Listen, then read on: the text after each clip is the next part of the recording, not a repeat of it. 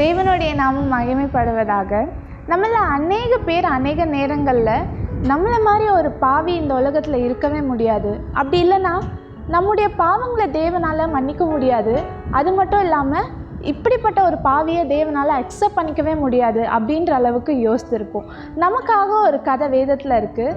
ஓசியா, கோமர் இவங்க 2 பேருமே திருமணம் செய்திருக்கிறாங்க. தேவனுடைய கட்டளையினால் கோமர் ஒரு ப்ராஸ்டிடியூட்டாக இருந்த போதிலும் தேவன் ஓசியாவை கோமரை போய் திருமணம் செய்து கொள்ள சொல்கிறாங்க. அதுக்கப்புறம் ஓசியாவும் திருமணம் செய்து கொள்கிறாரு.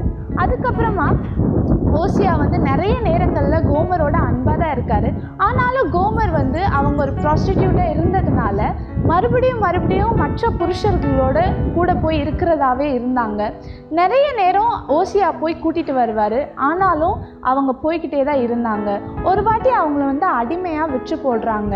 அதற்காக தேவன் ஓசியாவுக்கு கட்டளை இடுகிறாரு. என்ன அப்படின்னா, போய் நீ அவங்கள ஒரு விலை கொடுத்து வாங்கிட்டு உன்னோட வைத்துக்கொள், காலம் முழுவதுமாக நீங்கள் ஒன்றா இருங்க அப்படின்னு ஒரு கட்டளையை கொடுக்குறாங்க. அதே போல் ஓசியாவும் கூட்டிகிட்டு வராரு. அதுக்கப்புறமா அவங்க சந்தோஷமாக இருக்காங்க.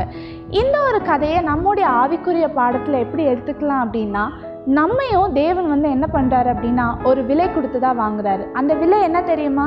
நம்முடைய இயேசு கிறிஸ்துவனுடைய ரத்தம் தான் நம்ம விலை கொடுத்து வாங்குறதா நம்ம பார்க்குறோம். அதனால் என்னுடைய பாவத்தை தேவன் மன்னிக்கவே மாட்டார், என்னை ஏற்றுக்கொள்ளவே மாட்டார் நம்ம சிந்திக்காதபடி தேவன் எனக்காக இந்த பூமியில் ரத்தம் செஞ்சிருக்காரு, அதனால் என்னுடைய பாவம் மன்னிக்கப்படும்ன்ற ஒரு விசுவாசத்தோடு வாழ்கிற பிள்ளையாக நம்ம காணப்படணும்.